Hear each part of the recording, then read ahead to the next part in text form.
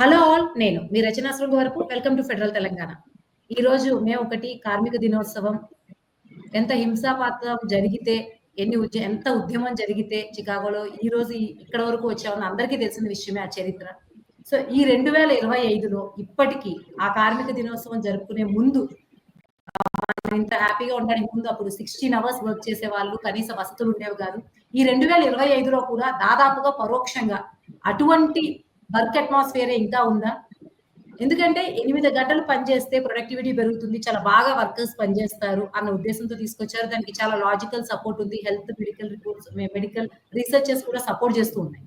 కానీ ఈ మధ్య కాలంలో మనం చూసుకుంటే ప్రైవేట్ టీచర్స్ ని చూసుకోండి, ప్రైవేట్ రంగంలో ఉన్న వర్కర్స్ ఎవరైతే ఎంప్లాయీస్ ఉన్నారో వారెవరు కూడా 8 గంటల పరిమితికి అయితే పరిమితికి లోబడి పనిచేసే వాళ్ళు లేరు. ఎక్కువ గంటలే పనిచేస్తూ ఉన్నారు. ఈవెన్ మనం టీచింగ్ సెక్టర్ లో చూసుకుంటే 2 నెలల సెలవులు ఇవ్వాలి, 2 నెలల సెలవులు తీసుకునే టీచర్స్ చాలా అసలు ఉండవు వాళ్ళకి.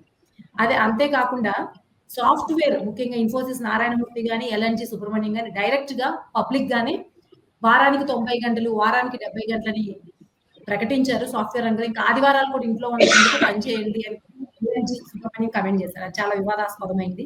ఇకపోతే గిగ్ వర్కర్స్ ది తీసుకుంటే ఇక్కడ ఏం జరుగుతుందంటే, అప్పట్లో కార్మికులు అట్లీస్ట్ తమకు సమస్య ఉందని ఐడెంటిఫై చేసేవాళ్ళు. గిగ్ వర్కర్స్ గానీ వీటిలో సినారియో చూసుకుంటే వాళ్ళకి ఆ సమస్య ఉందని కూడా వాళ్ళు నష్టపోయే వరకు తెలుసుకోలేకపోతున్నారు. ఈ గిగ్ వర్కర్స్ అందరూ కూడా పార్ట్నర్షిప్ పేరుతో, పార్ట్నర్షిప్ వస్తుంది కాబట్టి ఎన్ని నెంబర్ ఆఫ్ అవర్స్ అయినా వర్క్ చేయడానికి సిద్ధంగా ఉండడం, చివరికి కనీస వేతనాలకు కూడా గ్యారంటీ ఉండకపోవడం. సో ఓవరాల్ గా చూసుకుంటే ఎంతో కష్టపడి పని గంటలు తగ్గించుకుని ఇక్కడ వరకు వచ్చినా సరే ఇప్పటికీ కూడా అదే శ్రమ బానిసత్వం పరోక్ష రూపంలో అన్ని రంగాల్లో, ప్రైవేట్ రంగాల్లో, అనేక రంగాల్లో ఇంకా నెలకొని ఉందా? దీనికి పరిష్కారం కావాలంటే ఎటువంటి పరిష్కారం ఉంటే ఈ సమస్య పరిష్కారం అవుతుంది? ఈ విషయాల గురించి మనతో మాట్లాడడానికి ఉన్నారు కన్నెగంటి రవి గారు, రైతు స్వరాజ్య వేదిక నుండి. అలాగే జమీందార్ ఉదయ్ గారు, కేఎల్యూలో ఫారెన్ లాంగ్వేజెస్ డిపార్ట్మెంట్ హెచ్ఓడిగా చేస్తున్నారు. అలాగే జర్మనీలో అగ్రికల్చరల్ ఇంజనీరింగ్ చేశారు. అక్కడే మార్కిజం కానీ దీని ఆసక్తి ఏర్పడింది యూరోప్ లో ఉన్నప్పుడు. అలాగే మాధవరావు గారు సిక్రా schools and residence college founder and director, ఇప్పుడు ప్రిన్సిపల్ గా కూడా చేస్తూ ఉన్నారు. సో ముందు రవి గారు మీతో మొదలు పెడతాం. మీరు చెప్పండి, అప్పటికి ఇప్పటికి నెంబర్ ఆఫ్ అవర్స్ డిక్రీజ్ అవ్వడం గురించి మనం మాట్లాడుకుంటున్నాం. ఇది కాకుండా ఇంకేదైనా రూపాల్లో శ్రమ బానిసత్వం అన్నది అప్పటి నుంచి ఇప్పటికి కంటిన్యూ అవుతుంది అనుకుంటున్నారా? లేకపోతే ఈ రోజు 2025 లో మే దినోత్సవం చాలా సంతోషంగా మేడేని సెలబ్రేట్ చేసుకునే పరిస్థితి ఉందనుకుంటున్నారా? మిత్రులందరికీ, పెద్దలందరికీ కూడా మేడే శుభాకాంక్షలు నా వైపు నుంచి. ఎందుకంటే మేడేని జ్ఞాపకం చేసుకోవడం అంటే మన బాధ్యతను కూడా మళ్ళీ గుర్తు చేసుకోవడం లాంటిదని నేను అనుకుంటాను.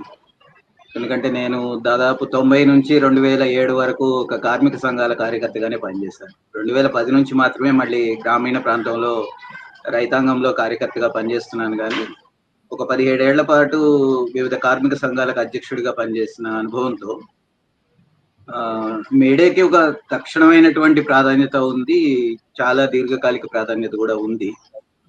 అంటే సాధారణంగా చాలా మంది ఏం భావిస్తారంటే 8 గంటల పని దినం సాధించింది మేడే అనేటువంటిది మాత్రమే చెప్పుకుంటారు. వాస్తవానికి వాళ్ళ నినాదం అది కాదు. వాళ్ళ నినాదం 24 గంటల్ని 3 భాగాలుగా చేసి వాళ్ళ నినాదం ఇచ్చారు. ఒకటి 8 గంటల పని అనేది ఒక భాగం, 8 గంటల విశ్రాంతి అనేది రెండవ భాగం, 8 గంటలు మా ఇష్టం అనేటువంటిది మూడో భాగం. అంటే మేము ఎట్లా బతకాలనుకుంటామో అట్లా బతకడానికి మిగతా 8 గంటలు అనేటువంటిది వాళ్ళు ఇచ్చిన నినాదం. సాధారణంగా మిగతా 2 విషయాల గురించి మాట్లాడనటువంటి వాళ్ళు 8 గంటల పని దినాన్ని గురించి మాత్రమే మాట్లాడే వాళ్ళు ఎక్కువగా ఉంటారు. కానీ మనం ఎప్పుడూ మేడే స్ఫూర్తిని ఈ మూడిటి నుంచి కలిపి చూడాలని నేను అనుకుంటాను. అంటే 8 గంటల పని మా ఇష్టం, 8 గంటల పని, రెండోది 8 గంటలు మా ఇష్టం, మూడోది 8 గంటల విశ్రాంతి అనే దానిగా చూస్తే మనం దాని స్పిరిట్ ని, ట్రూ స్పిరిట్ ని అర్థం చేసుకోగలుగుతామని నేను అనుకుంటాను. మొదట్లో ఈ 1886లో 139 ఏళ్ల క్రితం ఈ డిమాండ్లు లేవనెత్తినప్పుడు ఉన్నటువంటి పరిస్థితుల్లో చాలా మార్పులు వచ్చినటువంటి మాట వాస్తవమే. కానీ యాజమాన్యాలు వాళ్ళ వైఖరిని, వాళ్ళ అదనపు విలువ కొల్లగొట్టడాన్ని ఏదైతే వాళ్ళ పారిశ్రామిక విధానంలో ఒక భాగంగా ఉంచుకుంటాయో, కార్మికుల విషయంలో, కార్మికుల పని గంటల విషయంలో కావచ్చు, ఇతర హక్కుల విషయంలోనూ కావచ్చు, మొదటి నుంచి కూడా ఒక వ్యతిరేకత భావనతోనే ఉన్నాయి. అవకాశం వచ్చినప్పుడల్లా వాళ్ళు ఆ వ్యతిరేక భావాన్ని ఆచరణాత్మకం చేయడానికి చూస్తారు. అంటే కొన్ని సందర్భాలలో కార్మికోద్యమాలు బలంగా ఉన్నప్పుడు వాళ్ళు ఆ ధైర్యం చేయలేరు. కార్మిక సంఘాలు బలంగా ఉన్నప్పుడు ఆ ధైర్యం చేయలేరు. లేదా ప్రపంచవ్యాప్తంగా సోషలిజం మీద, మార్క్సిజం మీద చర్చ జరుగుతున్నప్పుడు, లేదా కొన్ని దేశాల్లో సోషలిస్ట్ ఆచరణ కొనసాగుతున్నప్పుడు ఆ ధైర్యం చేయలేరు. కొన్ని దేశాల్లో తిరిగి పెద్ద ఎత్తున ప్రజా ఉద్యమాలు జరుగుతున్నప్పుడు కూడా యాజమాన్యాలు ఆ ధైర్యం చేయరు. కానీ ఎప్పుడైతే ఇవన్నీ కొంచెం దెబ్బతింటాయో, వెనకపట్టు పడతాయో, లేదా మార్క్సిజం మీద ఒక వ్యతిరేక దుష్ప్రచారం కూడా ప్రపంచం వ్యాప్తంగా పెట్టుబడిదారీ వర్గం చేస్తూ ఉంటుందో, ఆ సమయంలో మాత్రం కార్మికుల హక్కుల విషయంలో మొదటి దాడి పెట్టుబడిదారీ విధానం ఎప్పుడూ ప్రారంభిస్తూనే వచ్చింది. 30 ఏళ్ల క్రితం భారతదేశంలో నూతన ఆర్థిక పారిశ్రామిక విధానాల పేరుతో అదే ప్రయత్నం చేసింది. గత 30 ఏళ్లుగా అదే చేస్తూ ఉన్నది. ప్రపంచవ్యాప్తంగా కూడా ఇదే ధోరణి ఉన్నది. అంటే కేవలం ఇది మన దేశానికి పరిమితమైనటువంటి విషయంగా మనం చూడలేం.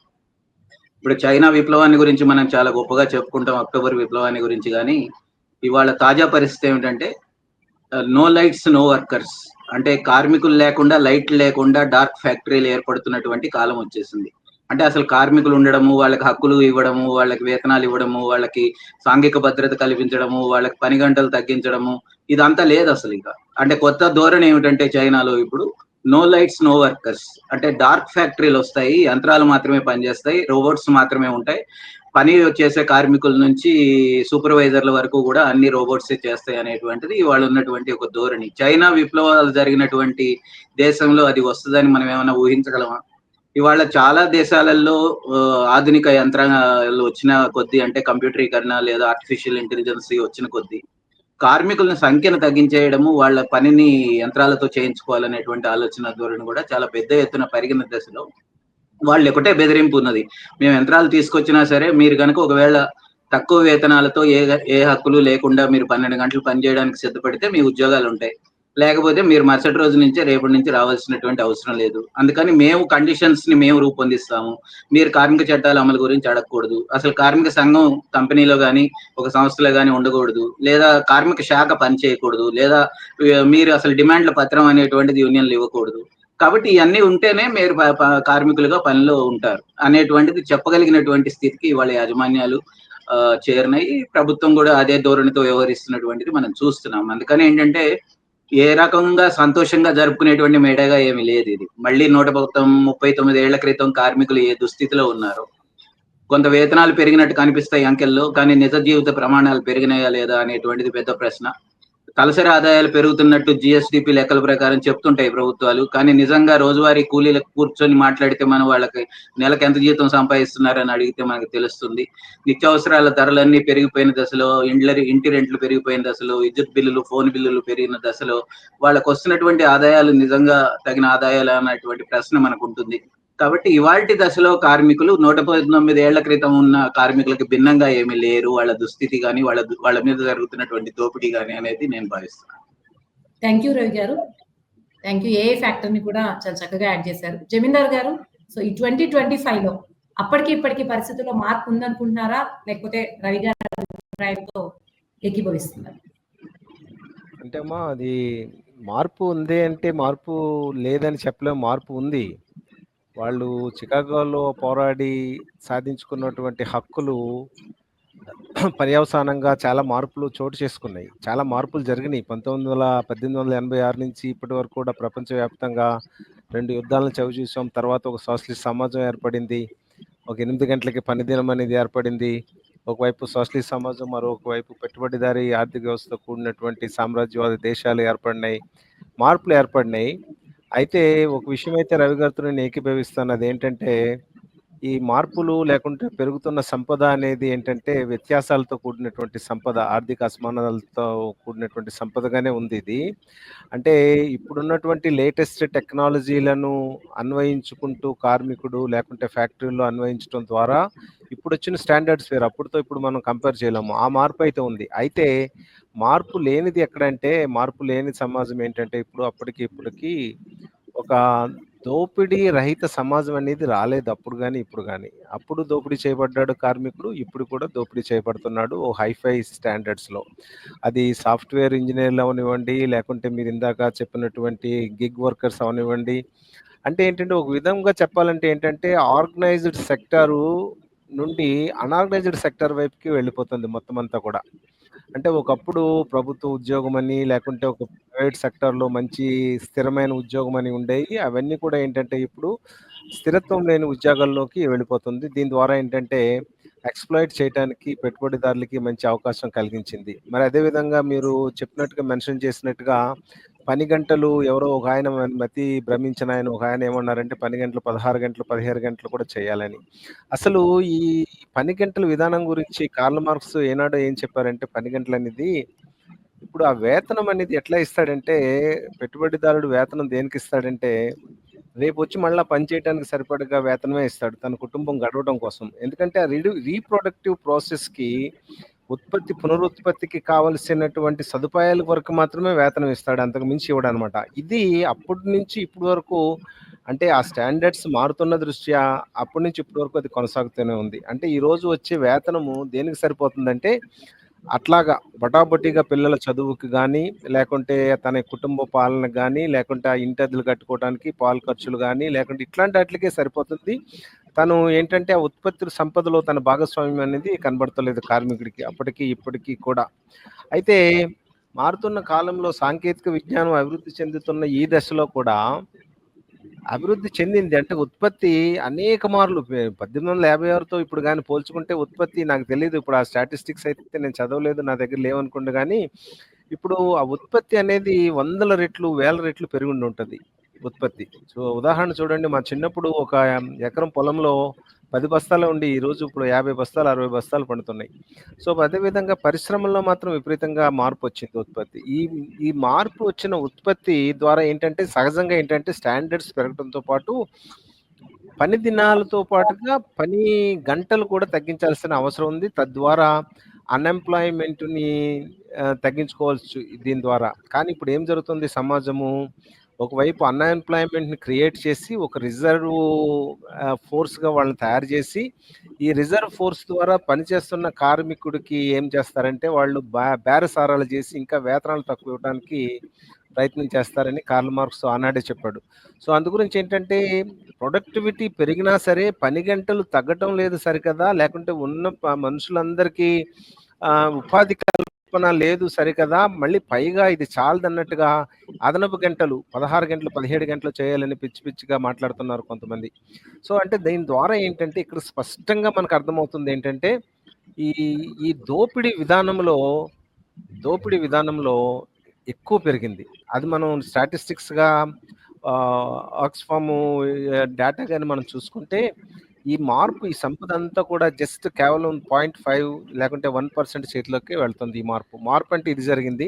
అయితే ఎక్స్‌ప్లాయిటేషన్ కాలమాన పరిస్థితుల ప్రకారం జరుగుతూనే ఉందనేది మాత్రం నేను స్పష్టంగా చెప్పదలుచుకున్నా.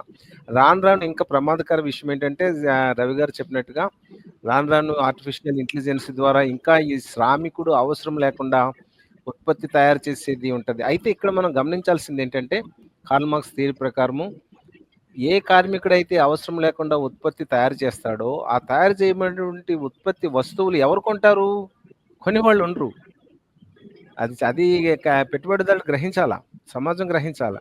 ఎప్పుడైతే కార్మికుడు లేరో వాళ్ళకి ఆదాయాలు లేవో వస్తువులు కొనేవాళ్ళు ఉండరు. వస్తువులు కొనేవాళ్ళు ఉండకపోతే ఎంతకాలమని ఈఎంఐల ద్వారా అడ్వాన్స్డ్ లోన్స్ ద్వారా వీళ్ళు వస్తువులను అమ్మగలరు? అమ్మలేరు. కొంతకాలానికి స్టాగ్నేట్ అయిపోతుంది. క్రైసిస్‌లోకి వస్తది. దాన్నే పెట్టుబడిదారీ సైకిల్ ఆర్థిక వ్యవస్థ క్రైసిస్ అంటాం.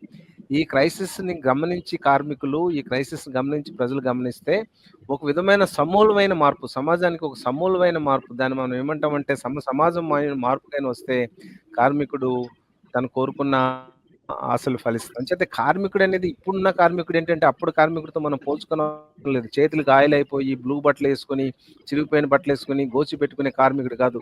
ఇప్పుడు ఉన్న కార్మికులందరూ కూడా నేను కూడా ఒక విధమైనటువంటి కార్మికుడినే. లేకుంటే సాఫ్ట్వేర్ ఇంజనీర్లు అంతా కార్మికులే, గిగా వర్కర్స్ అందరూ కార్మికులే, లేకుంటే స్విగ్గీలో పనిచేసేవాళ్ళు, జొమాటోలో పనిచేసేవాళ్ళు, ఓలాలో పనిచేసేవాళ్ళు అందరూ కూడా కార్మికులే. ఇప్పుడు కార్మికుల యొక్క నిర్వచనం మారింది. సో, వీళ్ళంతా కూడా ఏంటంటే స్టాండర్డ్స్ పెరగాలంటే మాత్రం ఆ 10 గంటల విధానంలో స్టాండర్డ్స్ పెరగాల. సంపద భాగస్వామ్యంలో స్టాండర్డ్ పెరగాల. నిరుద్యోగ నిర్మూలన ఎందుకంటే ఉత్పత్తి ఉంది గనక పని గంటలు తగ్గించడం ద్వారా బయట రిజర్వ్ ఫోర్స్‌గా ఉన్నటువంటి అప్పుడు గాని ఇక్కడ పరిస్థితులు చక్కబడవని మేడే సందర్భంగా నేను మనవి చేస్తున్నా. Thank you. థ్యాంక్ యూ జమీందార్ గారు. మాధవరావు గారు మీరేమనుకుంటున్నారో చెప్పండి. ప్యానెల్లో ఉన్నటువంటి ఇద్దరికి నమస్కారాలండి. అంటే నిజానికి చాలా విలువైనటువంటి విషయాలే చెప్పారు రవి గారు కానీ, అట్లనే జమీందార్ గారు కానీ. ఇక్కడ ఏంటంటే నేను కూడా గమనిస్తున్నటువంటిది అందరం కూడా చూస్తున్నటువంటిది వర్తమానం. నిజానికి మేడే మనం సాధించుకున్నాము పని గంటల గురించో, లేకపోతే విశ్రాంతి గంటల గురించో, లేకపోతే వాళ్ళు సొంతగా ఉపయోగించుకోవాల్సినటువంటి సమయాన్ని గురించో సాధించుకున్నటువంటి ఈ మేడే ఏదైతే ఉందో కాలక్రమంలో మొత్తం పూర్తిగా మారిపోయింది. మారిపోవడానికి ఒక ప్రధానమైనటువంటి అంశం ఏమిటి అని చెప్పేసానంటే, అదే ఇప్పుడే జమీందార్ గారు కార్మికులు అనేటటువంటి దాని యొక్క పదం యొక్క నిర్వచనాన్ని వాస్తవంగా ఇప్పుడు ఏముందో అది ఇచ్చారు ఆయన. అంటే కార్మికులు అనేటటువంటిది ఒకప్పుడు ఏంటంటే కేవలం ఫ్యాక్టరీలో పనిచేసేటటువంటి కార్మికులు మాత్రమే కార్మికులుగా అనుకునేవాళ్ళు. కాకపోతే ఆ ఫ్యాక్టరీలో పనిచేసేటటువంటి కార్మికులు ఎంతో కొంత సంఘటితంగా ఉండే పరిస్థితి ఉండేది. సంఘటితంగా ఉన్నటువంటి కారణంతో వాళ్ళు ఏంటంటే వాళ్ళకి అవసరమైనటువంటి వాళ్ళ నీడ్స్ ఏవైతే ఉన్నాయో వాటిని రిప్రజెంట్ చేయడానికో, లేకపోతే వాటి మీద చర్చించడానికో, లేకపోతే వాటిని సాధించుకోవడానికి ఏదో ఒక రకమైనటువంటి ప్రయత్నం చేసేటటువంటి అవకాశం అప్పట్లో ఉండేది. అప్పట్లో కూడా వ్యవసాయ రంగం పూర్తిగా అసంఘటితమైనటువంటి కార్మిక వ్యవస్థ ఉండేది వ్యవసాయ రంగంలో. కానీ కాలక్రమంలో మార్పు ఏమొచ్చింది అని చెప్పేసి ఏంటంటే అది పూర్తిగా ఈ కార్మికులు అనేటటువంటి ఆ పదం నిర్వచనం ఎట్లాగైతే మార్చుకున్నామో మనం, అట్లాగే అసంఘటిత రంగం లో పనిచేసేటటువంటి ఈ అంటే శారీరక శ్రమ చేయకపోవచ్చు, మేధో శ్రమ చేసేటటువంటి వాళ్ళు ఉన్నారు. వీళ్ళ యొక్క సంఖ్య అపరిమితంగా పెరిగిపోయింది. కంపారిటివ్ గా దాంతో కంపేర్ చేసేట్లయితే ఇప్పుడు చేసేటటువంటి వాళ్ళలో దాదాపు అంటే కార్మికులు అని చెప్పేసి ఒక 100% మనం ఇట్లా అనుకునేట్లయితే అసంఘటిత రంగంలో పనిచేసేటటువంటి వాళ్ళు దాదాపుగా 100కి 75 నుంచి 80% దాకా ఉన్నారు. సో దాంతో ఏమవుతుంది అని చెప్పానంటే మీరు ఇందాక అన్నట్టుగా ఈ పని గంటలు పెంచడం కావచ్చు, లేకపోతే శ్రమ దోపిడీ అనేటటువంటిది కావచ్చు, దానికి ఈ ఈ పెట్టుబడిదారులకి వీళ్ళందరికీ కూడా ఒక ఫ్రీ హ్యాండ్ దొరికినట్టు అయిపోయింది అన్నమాట కంప్లీట్ గా. మనం ఇప్పుడు వాస్తవంగా మాట్లాడుకుంటే నేను ఇప్పుడు అంటే నా ఉదాహరణతో కూడా ఒక 2 మాటలు చెప్తాను మీకు. నేను వాస్తవంగా మాట్లాడుకునేటట్లయితే సంఘటిత రంగం అని చెప్పేసి అనుకుంటున్నటువంటి ప్రభుత్వంలో పనిచేసేటటువంటి రకరకాల స్థాయిల్లో ఉండేటటువంటి ఉద్యోగస్తులు కూడా నిజంగా చెప్పాలంటే ఇప్పుడు అసంఘటితంగానే తయారైపోయారు. ఎందుకని అని చెప్పేసానంటే ఎవరు కూడా ఎక్కడా కూడా వాళ్ళ కోరికల కోసం, లేకపోతే మాకు ఇది కావాలి అని చెప్పేసి ఉద్యమం చేసేటువంటి పరిస్థితి ఎక్కడ కనిపించట్లేదు అనమాట. ఏం ఉద్యమాలు చేయాల్సి వస్తుంది, ఏం చేస్తున్నారని చెప్పానంటే ఆల్రెడీ ప్రభుత్వానికి ప్రోగానో, లేకపోతే అంటే ఒక వర్గమేమో ప్రోగా ఉంటుంది, ఇంకో వర్గమేమో వ్యతిరేకంగా ఉంటుంది. ఇంతకుముందు ఇట్లా ఉండేది కాదు, వాతావరణం ఇట్లా ఉండేది కాదు.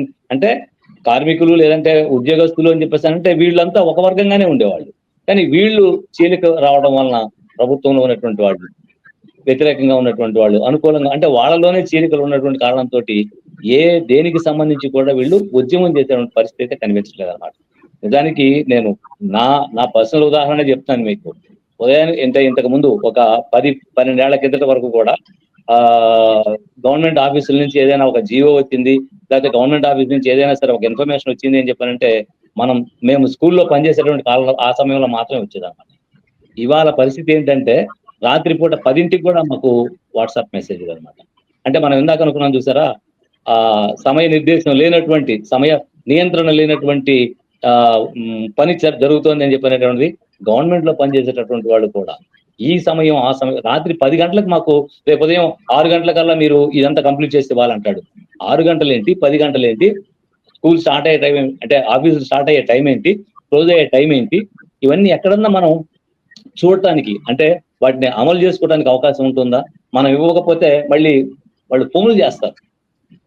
మేము కనుక ఆ ఇన్ఫర్మేషన్ ఇవ్వకపోతే, ఆ టయానికి ఇవ్వకపోతే అది సమయంతో సందర్భం లేదు. మళ్ళీ అది కూడా రాత్రిపూట 10 కావచ్చు, 11 కావచ్చు, పొద్దున్నే 6 కావచ్చు, ఏదైనా కావచ్చు అనమాట. ఎదురుగి నైట్ 12 నుంచి 4 గంటల మధ్య మాత్రమే ఇట్లాంటి మెసేజ్లు మాకు రావు. అంటే ఇలాంటి కండిషన్స్ లో ఎంత మార్పు వచ్చింది, ఎక్కడ ఎవరిని గురించి అంటే మనం ఈ పని గంటల నియంత్రణకు సంబంధించినటువంటి అంశం మీద ఎవరు మాట్లాడాలి, ఎక్కడ మాట్లాడాలి, ఎవరితో మాట్లాడాలి, ఎవరు సంఘటితం కావాలి, ఎవరి మీద ఉద్యమం చేయాలి అనేటువంటి అంతా కూడా ఒక పెద్ద కన్ఫ్యూజన్ స్టాటస్ గా ఉంది అనేటువంటిది అయితే నాకు అనిపించే భావన.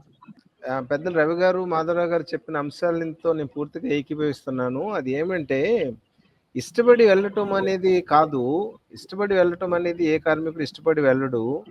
సాధ్యమైనంత వరకు పని గంటలు మినిమైజ్ చేసుకొని లివింగ్ స్టాండర్డ్స్ పెంచుకోవాలని చూస్తాడు. అయితే ఇప్పుడు ఎట్లా ఉన్నాయంటే సమాజంలో పరిస్థితులు వారు చెప్పినట్టుగా ఇప్పుడు తను పని చేస్తున్న 8 గంటలకు పని వస్తున్నటువంటి వేతనం తన అవసరాలకు, తన కుటుంబ అవసరాలకు గాని, తన సొంత అవసరాలు గాని తీర్చలేకపోతున్నాయి. అంటే ఇది వరలో ఒకప్పుడు విద్య, వైద్యము అనేది ప్రభుత్వ పరంగా ఉండేవి. తక్కువ ఖర్చు అయ్యేవి. ఇప్పుడు ఏమవుతుందంటే విద్య, వైద్యం అనేది ఏమవుతుందంటే ప్రభుత్వం అక్కడి నుంచి తప్పుకొని ప్రైవేట్ రంగానికి ఇచ్చేయటం వలన విపరీతమైనటువంటి వ్యయం పెరిగిపోవటం వలన ఆ పిల్లల్ని చక్కగా చదివించుకోవాలి, లేకుంటే మంచి స్టాండర్డ్‌గా ఉద్యోగం సంపాదించుకోవాలి అనే ఆశతో అతను ఏం చేస్తున్నాడంటే అతను పనిచేసిన 8 గంటలకి అదనంగా పని చేస్తున్నాడు. ఒకప్పుడైతే ఓవర్ టైమ్ అయన్నీ ఉండేవి. ఇప్పుడు ఓవర్ టైమ్‌లు కూడా తీసేసారు అనే పాయింట్స్ వీరు లేవనెత్తారు. అది నేను పూర్తిగా ఏకీభవిస్తున్నా. సో ఇప్పుడు ఏం జరుగుతుందంటే ఒకవైపు ప్రభుత్వము సంక్షేమ పథకాల నుంచి పక్కకు వెళ్ళిపోతుంటే తన ఏ విధమైనటువంటి విద్యా వైద్యం ఖర్చులు ఏమి పెట్టుకోకుండా ప్రభుత్వం ఉంటే దీనికి అదనంగా నేను ఒక పాయింట్ చెప్పదలుచుకున్నా. రవి గారు చెప్పిన దానికి, మాధుర గారు చెప్పిన దానికి. మరొక వైపు ప్రభుత్వం ఏం చేస్తుందంటే ప్రజల మీద నూతన పన్నులు విపరీతంగా ట్యాక్సులు పెంచేస్తుంది. అది జిఎస్టీ రూపంలో అవనివ్వండి, వేరే రూపంలో అవనివ్వండి, వేరే రూపంలో ఉంది. ఒకవైపు ట్యాక్సులు విపరీతంగా పెంచేస్తూ విద్యుత్ రేట్లు పెంచేస్తూ, పెట్రోలియం రేట్లు పెంచేస్తూ దీనివల్ల ఏమవుతుందంటే మనిషి చేతికి డబ్బు ఇచ్చినట్టు ఇచ్చి వేరు వేరు రూపాల్లో తీసేసుకుంటున్నారు ఒక ఎత్తు. మరొక ఎత్తు ఏంటంటే కుటుంబ సభ్యులకి విద్య కోసం, వైద్యం కోసం విపరీతమైన డబ్బులు ఖర్చు చేయాల్సి వస్తుంది. కనుక ఏం చేస్తుందంటే he's forced to work so many things.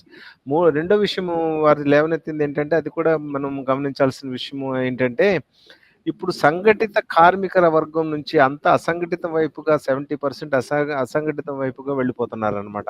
అంటే సంఘటిత కార్మిక వర్గం ఉండేటప్పుడు ఏమంటే కొంచెం నయానో భయానో చర్చల ద్వారానో ₹1 పెంచుకోవడానికి, వేతనాలు పెంచుకోవడానికి అవకాశాలు ఏర్పడేవి. ఇప్పుడు ఆ ఉన్న అవకాశాలు కూడా లగ్యమైపోతున్నాయి. సో అల్టిమేట్‌గా ఏంటంటే ఈ స్టాండర్డ్స్ పడిపోవటం వలన కార్మికుడు ఎక్కువ గంటలు పని చేయవలసిన అవసరం వస్తుంది. మీకు ఒక విషయం ఏంటంటే చాలా ఇంట్రెస్టింగ్ థింగు, పెట్టుబడిదారీ ఆర్థిక వ్యవస్థలో 2 యాంటగానిస్టిక్ మెథడ్స్ ఉంటాయి. ఇప్పుడు జర్మనీ చూసుకోండి, లేకుంటే అమెరికా చూసుకోండి కొంతవరకు. పూర్తిగా కాదు కొంతవరకు. ఎందుకంటే నేను ఇవన్నీ కూడా వెళ్ళొచ్చాను. జర్మనీలో 5 రోజులు పని గంటలే వారంలో. 42 గంటలే పని చేస్తారు. తక్కువ 40 గంటలు అట్లా వర్క్ చేస్తారు వీక్‌లో. తక్కువ working hours. Saturday, Sunday free. పిల్లల యొక్క చదువు government will take care. Education తర్వాత మెడికల్ అంతా ఇన్సూరెన్స్ ఉంది ప్రభుత్వం పరంగా. గవర్నమెంట్ కొంచెం గట్టిగా మాట్లాడరా జమీందార్ గారు? వాయిస్ పోతుంది. నేను గట్టిగానే మాట్లాడుతున్నా అండి. Government will take care of the social welfare things. దానివల్ల ఏంటంటే వాళ్ళు స్టాండర్డ్స్ బాగుండటానికి అవకాశం ఏర్పడుతుంది. అయితే ఇక్కడ మనం గమనించాల్సింది ఏంటంటే జర్మనీలోని పెట్టుబడిదారీ ఆర్థిక వ్యవస్థ ఉంది కదా, ఇండియాలోని పెట్టుబడిదారీ ఆర్థిక వ్యవస్థ ఉంది కదా, అక్కడ బెనిఫిట్స్ ఉండేటువంటి ఇక్కడ లేకపోవటం ఏంటంటే మీకు ఎట్లా ఉందంటే పెట్టుబడిదారీ ఆర్థిక వ్యవస్థ అంతర్జాతీయంగా ఏం చేస్తుందంటే ఆ మెన్ పవర్‌ని దోచుకోవడానికి ట్రై చేస్తుంది.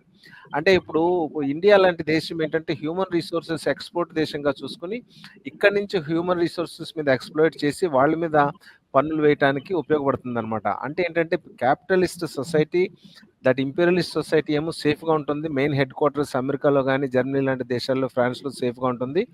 ఈ అభివృద్ధి చెందుతున్న దేశాల మీద పెను భారం మోపడం వలన ఏంటంటే ఇక్కడ కార్మికులు వాళ్ళ యొక్క డెవలప్డ్ పెట్టుబడిదారీ ఆర్థిక వ్యవస్థ కోసం సపోర్ట్ చేయడం కోసం ఇక్కడ పనిచేయాల్సి వస్తుందన్నమాట. అంటే ఏంటంటే ఇక్కడ అంతరమ్యాలు ఉన్నాయి. పెట్టుబడిదారీ ఆర్థిక వ్యవస్థ, జర్మనీ పెట్టుబడిదారీ ఆర్థిక వ్యవస్థ, ఇండియా పెట్టుబడిదారీ ఆర్థిక వ్యవస్థ ఒకలాగా లేదనమాట.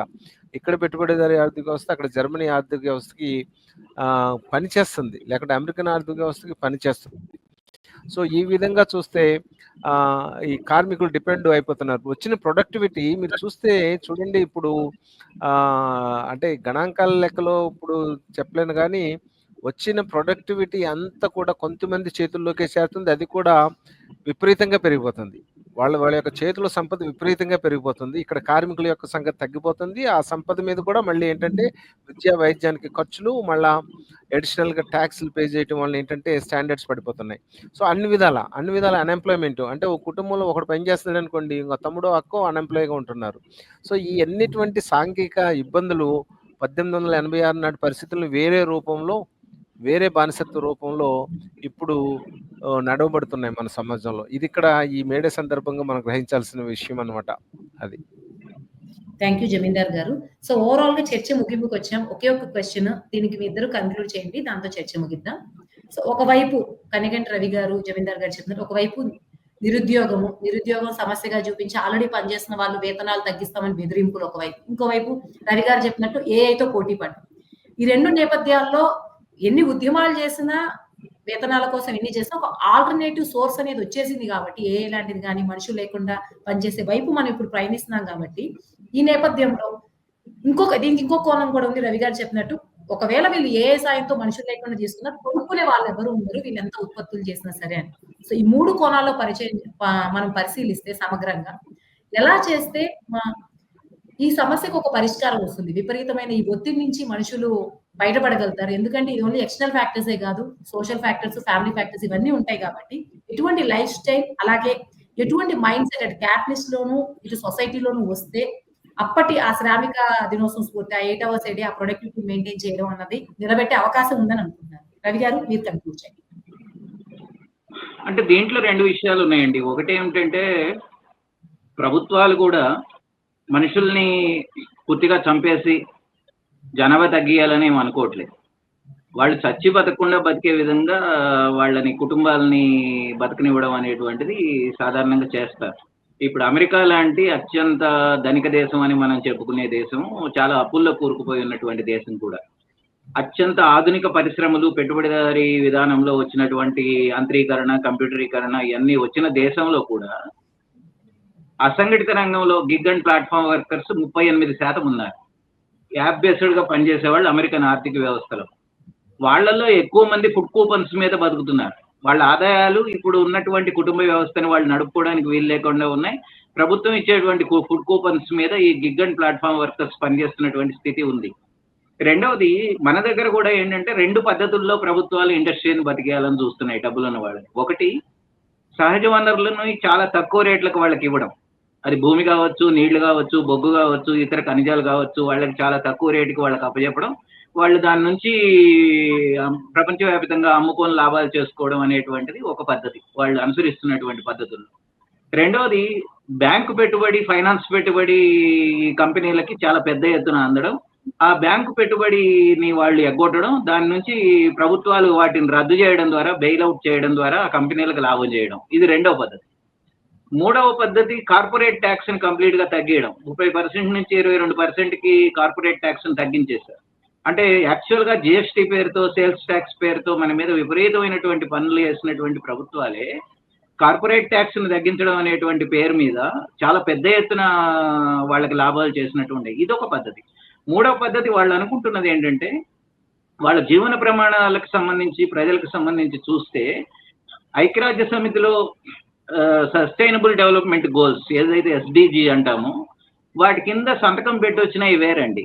వాటి కింద సంతకం పెట్టి ఇచ్చిన సస్టైనబుల్ డెవలప్మెంట్ గోల్స్ ఒక ఆరోగ్యకరమైనటువంటి కుటుంబం, మనిషి ఎలా ఉండాలనేటువంటి సంతకం పెట్టి వచ్చారు. కానీ వీళ్ళు ఇక్కడ అనుసరిస్తున్నటువంటి పద్ధతి ఏంటంటే ఒక వెల్ఫేర్ బాస్కెట్ ని వాళ్ళు తయారు చేశారు. ఆ బాస్కెట్ లో ఎక్కువ 70% జనాల్ని ఉంచాలని వాళ్ళు కోరుకుంటున్నారు. ఆ బాస్కెట్ ఏమిటంటే ఒక రేషన్ కార్డు, ఒక పెన్షన్ కార్డు, ఒక ఆరోగ్యశ్రీ కార్డు, ఒక ఎన్ఆర్ఈజిఎస్ జాబ్ కార్డు. ఈ 4 కార్డుల ద్వారా వాళ్ళకి మనం ఒక 10-12 వేల రూపాయలతో ఒక కుటుంబాన్ని బతకడానికి వీలుగా ఉంచి దాన్ని సాధింపకుండా చూడలేటువంటి పరిస్థితుల్లోకి వాళ్ళు వెళ్ళారు. అందుకని వెల్ఫేర్ స్కీమ్స్ పేరుతో వాళ్ళు ఇంట్రడ్యూస్ చేస్తున్నాయన్నీ కూడా ఉచిత బియ్యం కావచ్చు, లేదా ఆరోగ్యశ్రీని 10 లక్షలకు పెంచడం కావచ్చు, లేదా 70 సంవత్సరాలు దాటిన వృద్ధులకు కూడా ఇప్పుడు ఆరోగ్యశ్రీ పరిధిలోకి తీసుకురావడం కావచ్చు, లేదా 2,000 రూపాయలు, 4,000 రూపాయలు పెన్షన్ ఇవ్వడం కావచ్చు. వీటి మీదనే ఆధారపడి ఉన్నారు. వాళ్ళు ఉద్యోగాలు చూపించాలని, ఆ ఉద్యోగాల్లో సరైన వేతనాలు ఇవ్వాలని, దాని ద్వారా ఆ కుటుంబాలు సుస్థిరంగా ఉండాలని, వాటి ద్వారా వచ్చేటువంటి ఉత్పత్తి సమాజానికి పంపిణీ కావాలని వాళ్ళు ఏం కోరుకోవట్లేదు. వాళ్ళు ఉత్పత్తి పెరిగినా తగ్గినా అనేటువంటిది ప్రపంచ మార్కెట్లోకి, సహజ వనరుల మార్కెట్ మీద మానవ వనరులని చౌకలేవరిని సరఫరా చేయడం మీదనే ఎక్కువ ఆర్థిక వ్యవస్థ నడపాలని చూస్తున్నారు. ఉదాహరణకు అమెరికాకి ఇక్కడి నుంచి ఎక్కువ మంది వెళ్ళాలని కోరుకోవడం కానీ, లేదా ఇతర దేశాల కంపెనీలు వస్తే ఇక్కడ చీప్ లేబర్ అందుబాటులో ఉంటారని వీళ్ళు చేస్తున్నటువంటి ఎంఓయూలు కానీ యొక్క ఉద్దేశం ఏంటంటే చీప్ లేబర్ ని సప్లై చేయడము, సహజ వనరులను చౌక రేట్లకు అందించడము అనేటువంటి ఆర్థిక వ్యవస్థను వీళ్ళు నిర్మిస్తున్నారు. స్వతంత్ర పెట్టుబడిదారీ విధానం కాదు వీళ్ళది, ఎగుమతి ఆధారితం కూడా కాదు. వీళ్ళు కేవలం కంప్లీట్ గా దిగుమతి ఆధారితంగా నడుస్తున్నటువంటి ఆర్థిక వ్యవస్థ కనుక వ్యవసాయ రంగంలో ఉత్పత్తుల యొక్క రేట్లు పెరగకుండా చూడడం అనేది దీంట్లో భాగంగా వాళ్ళు చేస్తున్నారు. అందుకనే మీరు అన్ని ఆహార ఉత్పత్తుల ధరలు, పంటల ధరలు పెరగట్లేదు, తగ్గుతూ ఉన్నాయి. నిజ అర్థంలో తగ్గిపోతూ ఉన్నాయి. ఎందుకంటే అక్కడ ఆదాయాలు పెరగట్లేదు. వాళ్ళ ఆదాయాలు పెరగకుండా ఉంటే ఆ భూములన్నీ కూడా ఖాళీ అయితే వాళ్ళు బయటకు వస్తే మాత్రమే, చీప్ లేబర్ గా మార్కెట్లోకి వస్తే మాత్రమే ఆ భూమిని కార్పొరేట్లకు ఇవ్వచ్చు. వీళ్ళందరినీ చీప్ లేబర్ గా ఇండస్ట్రీకి, మధ్య తరగతికి, ధనిక వర్గానికి సరఫరా చేయొచ్చు. ఈ ఆర్థిక వ్యవస్థ నిర్మించేటువంటి దశలోనే ప్రభుత్వాలు ఉన్నాయి కనుక వాళ్ళు మొత్తంగా నిరుద్యోగ సమస్యను ఎట్లా పరిష్కరిస్తామని అనుకోవట్లేదు. వాళ్ళు మొత్తంగా స్వతంత్ర పెట్టుబడిదారీ వ్యవస్థని ఈ దేశంలో నిర్మించాలనేది అనుకోవట్లేదు. వాళ్ళు ఇక్కడ స్వతంత్ర పెట్టుబడిదారీ వ్యవస్థ ద్వారా మొత్తం గ్రామీణ ప్రాంతానికి భిన్నమైన పారిశ్రామిక వర్గాన్ని తయారు చేయడం, కార్మిక వర్గాన్ని తయారు చేయాలని వాళ్ళు అనుకోవట్లేదు. వాళ్ళు చాలా చౌక కూలీల ఆధారిత, చాలా చౌక సహజ వనరుల ఆధారిత, చాలా చౌక ఆహార ఉత్పత్తుల ఆధారిత ఆర్థిక వ్యవస్థను తయారు చేయడం అనేటువంటి దాని మీద ఆధారపడి ఉన్నారు. అయితే ఈ క్రైసిస్ ఖచ్చితంగా మనుషుల్ని క్రైసిస్ లో నుంచి ఉద్యమాల్లోకి నెడుతుంది. ఆ ఉద్యమాల నుంచి బయటపడేసుకోవడానికే వాళ్ళు మనల్ని చేర్చడానికి ప్రయత్నం చేస్తున్నారు. అది కులం కావచ్చు, మతం కావచ్చు, ఆ పేరుతో జరిగేటువంటి చీలికలన్నీ కూడా దానికోసమే. ఐక్యం కాకుండా చేయడమే వాళ్ళ పని. మనం ఐక్యం కాకుండా ఉండాలంటే రెండే పద్ధతులు. ఒకటి అసంఘటిత రంగంలోనే కార్మిక వర్గాన్ని ఉంచడము, రెండోది ఇక కులాల మతాల పేరుతో సంఘర్షణలు నిరంతరం సృష్టించడము అనేటువంటిది మనల్ని ఎప్పటికీ ఐక్యం కానియకుండా అనేటువంటిది చేస్తుంది. కానీ ఈ గట్టును కూడా దాటుతుంది కార్మిక వర్గం, ఎందుకంటే తన జీవిత పాఠాల నుంచి నేర్చుకుంటుంది అనేది మనం అనుకుంటున్నాం. ఎందుకంటే అటువంటి పని నిరంతరం, లెనిన్ ఏమంటాడంటే ఆర్థిక పోరాటాల నుంచి దానంతటా అదేమి విప్లవాలు వచ్చి సోషలిజాలు రావు, రాజకీయ చైతన్యం అనేటువంటి బయట నుంచి శక్తులు అందించాల్సి ఉంటుంది ప్రత్యేకంగా అనేటువంటి చెప్పాడు.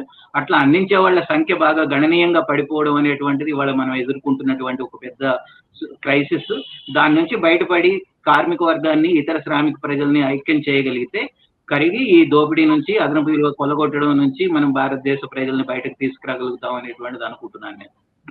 థ్యాంక్ యూ రవి గారు. జమీందార్ గారు మీరు కన్క్లూడ్ చేయండి.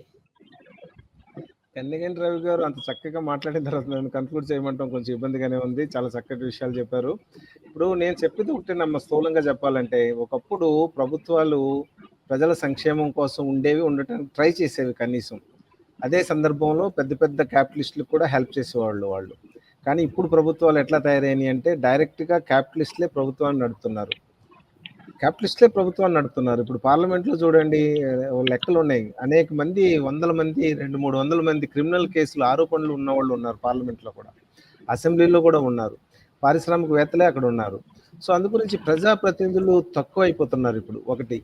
రెండో విషయం ఏంటంటే, ఇప్పుడు ఈ పంపిణీ వ్యవస్థలో లోపాలని సరిదిద్దుకోవాలంటే మన సహకార రంగాన్ని ఒకటి బలోపేతం చేయాల్సిన అవసరం ఉంది. ఎందుకంటే ఇది మొత్తం ఈ ఇబ్బందులన్నిటికీ ప్రధాన కారణం ఏంటంటే సరుకు అంటే ఉత్పత్తి.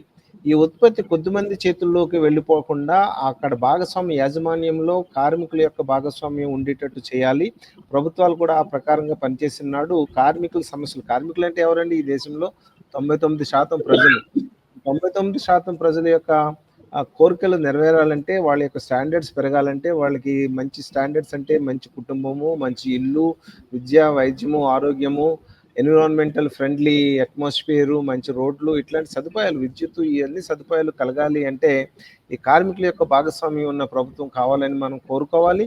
ఆ దిశగా రవి గారు చెప్పినట్టుగా లేనప్పుడు ఏమంటే తప్పనిసరిగా పోరాటాలు జరుగుతాయి. ఆ పోరాటాలు కూడా చక్కగా చెప్పారు. ఆ పోరాటాలు కూడా ఏంటంటే ఆర్థిక పోరాటాలు ఉంటే సరిపోవన్నారు. ఆర్థిక పోరాటాలు కాకుండా ఆ పోరాటాలు కూడా రాజకీయంగా ముడిపడి ఉండాలి. రాజకీయంగానే ఎదుర్కోవాలి. ఇది ఆర్థిక పోరాటాలను రాజకీయంగా ఎదుర్కొని కార్మికులను చైతన్యపరిచినాడు. మళ్ళా మంచి సమాజం ఏర్పడుతుందని మనం ఆశిద్దాం. Thank you very much. Okay, thank you Ravi గారు, జమీందార్ గారు. మొత్తం మీద శ్రామిక దినోత్సవం ఈరోజు జరుపుకుంటున్నప్పటికీ కూడా స్వభావం మారిందేమో, స్వరూపం మారిందేమో, కానీ ఇంకా కంటిన్యూ అవుతూనే ఉంది రవి గారు మీరు చెప్పినట్టు. సో ఓవరాల్ గా ఒక ఆర్థిక వ్యవస్థలో ఒక మార్చేసినటువంటి ఆర్థిక వ్యవస్థ, రవి గారి మాటల్లో చెప్పాలంటే ప్రభుత్వాలే ఒక చౌక ఆర్థిక వ్యవస్థ, చౌకగా దొరికే వాళ్ళతో అప్పుడు అదే మైండ్ సెట్, ఇప్పుడు అదే మైండ్ సెట్. మేబీ ఇప్పుడు ఫోర్స్డ్ గా వాళ్ళే ఒప్పుకుని చేసేలా చేసే ఒక ఎన్వైరన్మెంట్ ని క్రియేట్ చేస్తూ ఉన్నారు. సో అట్లీస్ట్ రవి గారు చెప్పినటువంటి మెజర్స్ లో కొన్నైనా ఇంప్లిమెంట్ అయ్యి ఆ మూలాలతో ఆ సమగ్రమైన మార్పు రావాలని మనస్ఫూర్తిగా కోరుకుందాం. దీంతో ఈ చర్చ ముగిద్దాం. Thank you. థ్యాంక్ యూ అండి. Thank you. థ్యాంక్ యూ అండి రవి గారు. థ్యాంక్ యూ అమ్మా.